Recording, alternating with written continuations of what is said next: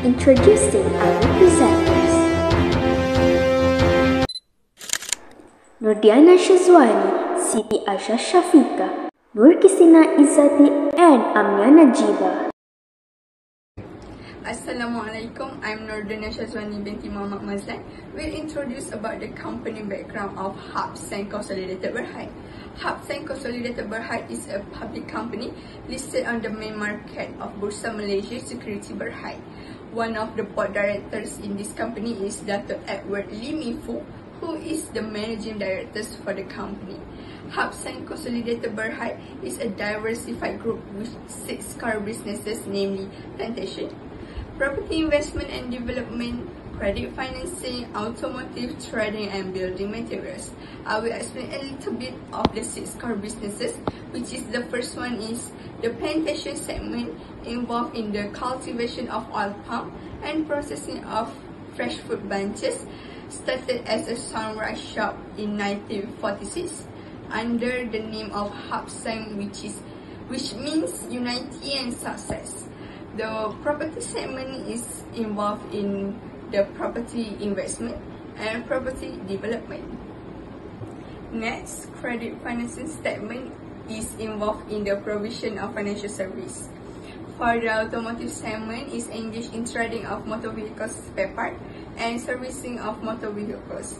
The trading segment involves trading and distribution of fertilizers and agrochemical, trading of general building materials and petroleum product, and the last one is manufacture of trading of tiles. Last but not least, the building materials segment is involved in the operation of stone, quarries of asphalt plants, manufacture of bricks. The company expanded into the timber businesses and thereafter rubber, cocoa, oil palm plantation with the incorporation of the River Estate Limited 1950. The vision of this company is all about creative values together and emphasize on value creation, operational excellence, and sustainability. That's all about the company background from me. I will pass to the next presenter, which is Siti Aisyah Shafika binti Azman. Assalamualaikum warahmatullahi wabarakatuh. My name is Siti Aisyah Shafika binti Azman from MAC2204F.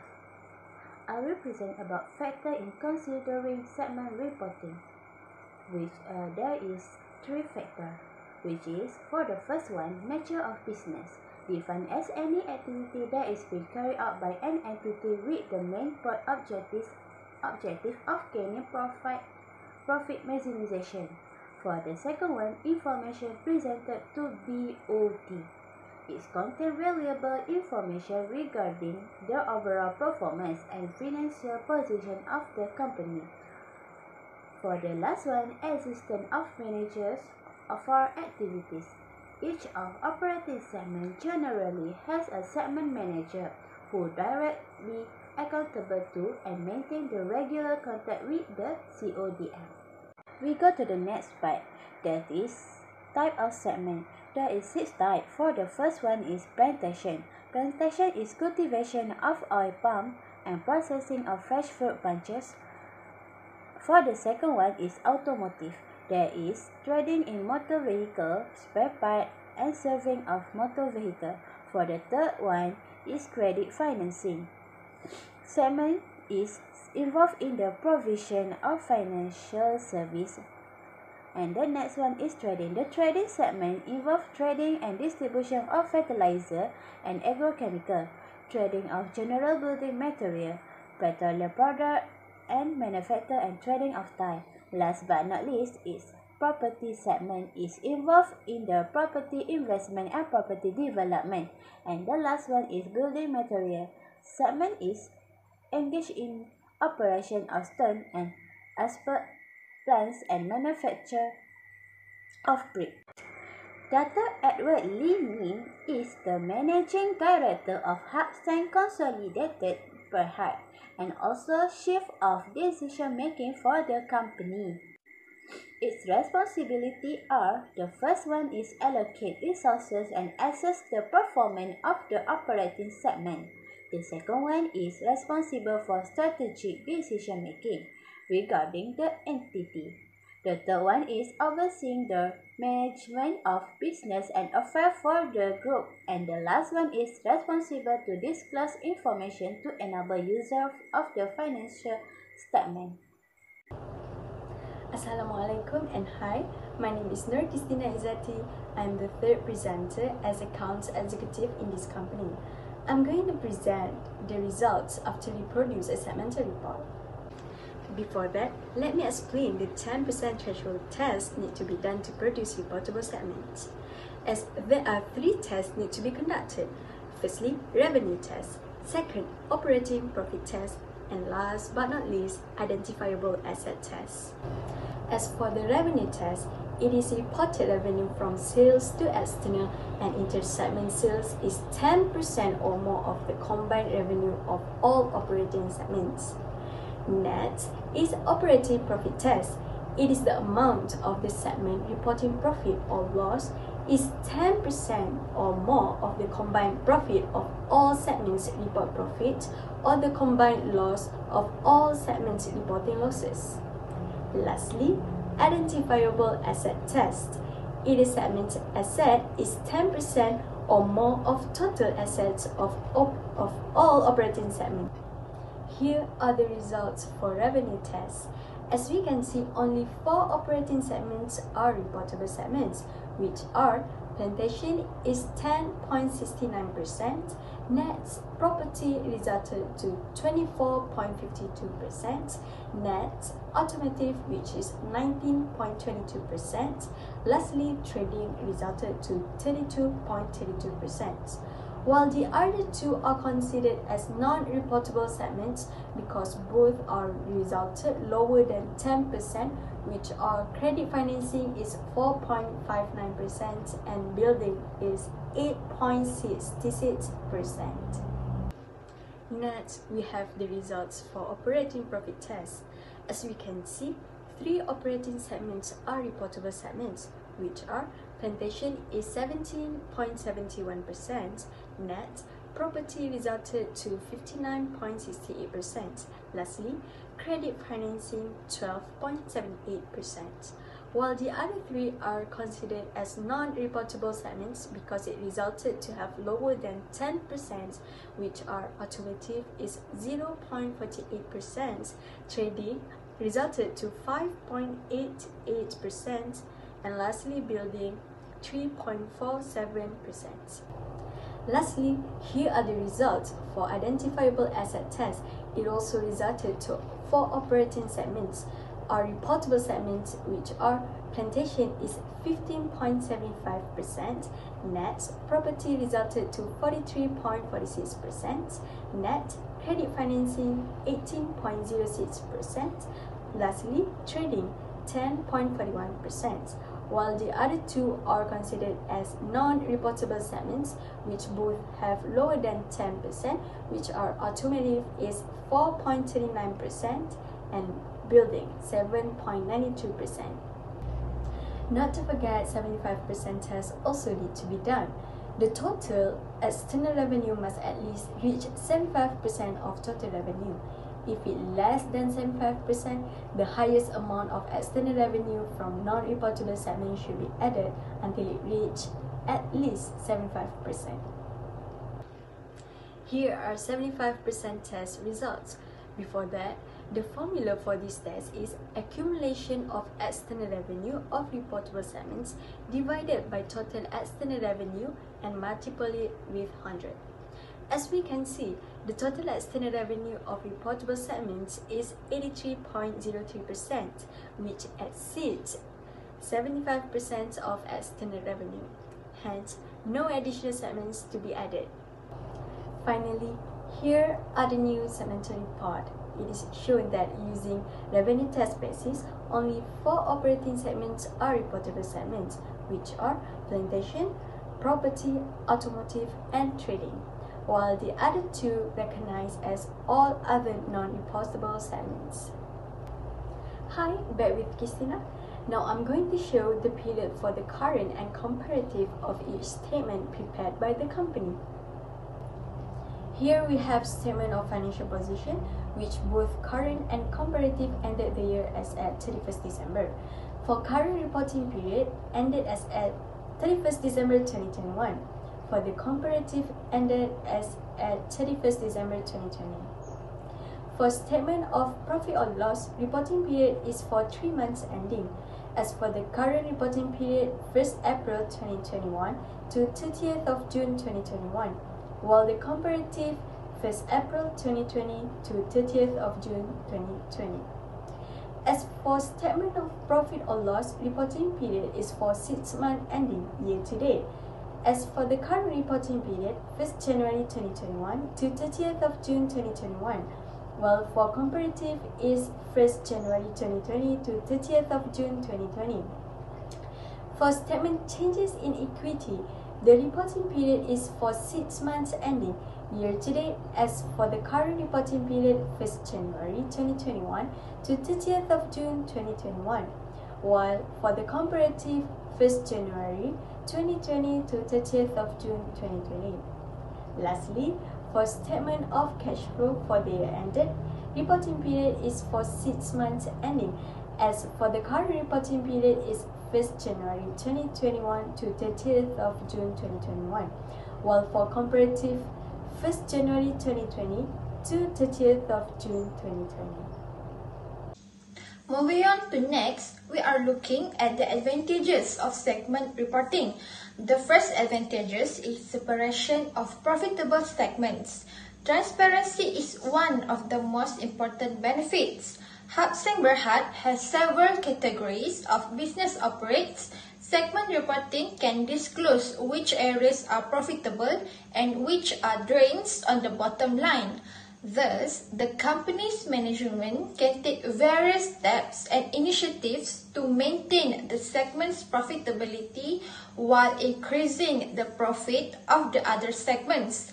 Next is give better understanding of the financial statement. Segment reporting enables Seng Berhad shareholders to gain a better understanding of the variances that may affect overall numbers. For instance, the report showing where the earning coming from and can help shareholder to determine whether the earnings are sustainable or instead.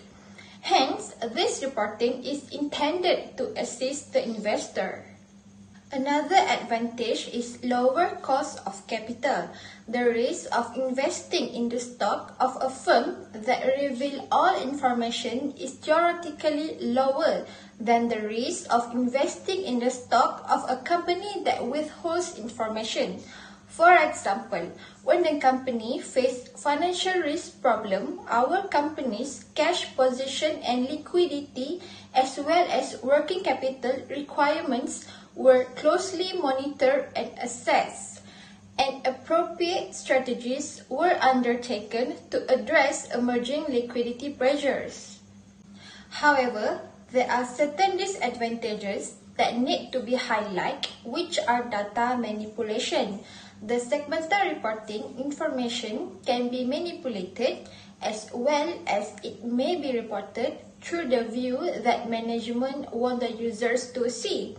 For example, if the data is presented in a true management eyes style, segment reporting lends itself to data manipulation. Therefore, the users of financial statement will get false idea of the performance of the company. The losses could be grouped with an unrelated profitable business unit to paint a better picture of performance to deceive the board of directors. The other disadvantage is placing a strong emphasis on the present. Segment reporting can place too much of focus on short-term numbers. Company reports their segment using short-term data and neglect the long-term figures, although knowing that this can give the long-term impact to their business. Lastly, based on segmentation, the split of diversified organization for segment reporting purposes is a basic challenge that can emerge in segment reporting. Segments can be created in a variety of ways depending on the segmentation base. It's also difficult to identify segmentation. Segmentation can be done based on organizational divisions, industries, markets, and products, among other things. Each base has its own set of limitations and issues. I'm going to present about basis of preparation. There are two methods, which is integrated method and discriminated method. I will explain more about these two methods. For the integrated method, it takes the view that the interim report is part and parcel of large annual financing reporting cycle. For the other one, discriminated method, it takes the view that each interim period should be treated as an accounting distinct for the annual cycle. For this company, Seng Consolidated Syndrome Berhad adopt the discrete method. The interim financial statement have been prepared in accordance with the requirement of MAC2204. The report should be prepared on periodic basis. Elements of the interim report are defined the same way as for annual financial statement. For the two accounting policies used in preparing the interim report is plant, property and equipment, and the other one is investment property. All items of PPE of Seng Syndrome Berhad are initially recorded at cost of model, which is stated at any cost less accumulated depreciation and any accumulated impairment loss in accordance with MFRS 116. Depreciation for PPE is based on a straight line basis over its estimated useful life. An item of PPE is derecognized upon disposal or when no future economic benefits are expected from its use or disposal. Investment property are initially measured at cost, including transaction costs. Investment property are derecognized when either they have been disposed or it is permanently withdrawn from the use, and investment property under construction is measured at fair value. Okay, there are 5 interim reports that prepared by the company. The first one is condensed statement of financial statement. The second one is selected explanatory notes. The third one is a condensed statement of cash flow. The fourth is condensed statement of changes in equity, and last but not least is condensed statement of profit or loss and comprehensive income. So this condensed statement should include as a minimum each of the heading and subtotals that was included in its most recent annual financial statement. Selected explanatory notes such are required by the standards, and basic and diluted earnings per share on the face of the statement of profit or loss and comprehensive income. Alright, now let's move on to the adjustment. So there are 2 adjustments that has been made for the second quarter as at 30th June 2021. But let's look at the before adjustment for the statement of financial position for the year ended 31st December 2021. The carrying amount as at 31st December 2021 stated as 1,491,684 when the cost of property is minus with the accumulated depreciation. As for 31st December 2020, the carrying asset is amounting to 936,750. On the current asset, we got the inventories for 2,042,297 as at 31st December 2021 and 1,437,321 as at 31st December 2020. This is the after adjustment for depreciation. The cost of property, plant and equipment of Seng Berhad is 4,054,072 On the 1st January 2021, the accumulated depreciation is Rm2,562,343 as at 1 January 2021, and by using a straight line basis, the company depreciates all property, plant and equipment with 35 years of useful life. Seng Berhad suddenly wants to dispose one of the property, which is a building with a carrying value of Rm600,000.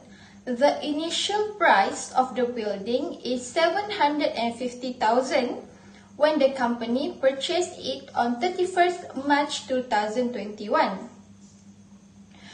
Seng Berhad also purchased a new building which cost them Rm900,000 on 30th June 2021. So now the total cost will be 4,204,027 minus with the total accumulated depreciation of 1,872,400.53 equals to 2,331,626.47. Without further ado, let's move to the adjustment for MFRS 116. On 1st January 2021, Seng Consolidated Berhad ending inventories of 2,042,297. The company had 100 million units in inventory at a cost of Rm1.40 each on June 30th, 2021. The cost of its inventories will change every year. On 30th June 2021, the net realizable value of the inventories is Rm1.20 per unit. The expected NRV of the inventories as at 31st December 2021 is Rm1.50. On 30th June 2021, the value of the inventories shall be recognized at the lower of NRV, and HHCB inventories are realized at its NRV amounting to 120 million. The loss of inventories of 20 million should be recognized in the statement of profit or loss. On 30th December 2021, the value of the inventories shall be recognized by using the cost of 140 million. Therefore, HHCB should reverse the 20 million inventory loss that was previously recognized in the statement of profit or loss. Last but not least, here is the after adjustment of Seng Consolidated Berhad. To prepare the statement of financial position, the company is required to record based on two things, which are the current interim and also comparative. The current interim refers to the second quarter, which is starting from 1st April 2021 until the 30th June 2021. Meanwhile, comparative refers to period of statement of financial position at the often immediately preceding financial year of 2020, which is start from 1st January 2020 until the 31st December 2020. The carrying amount of the PPE for the current interim period and comparative is 2,331,626.7 and 936,750 respectively. Meanwhile, the value of inventories for the current interim period and comparative is 120 million and 2,042,297 respectively. That's all from us. Thank you for watching.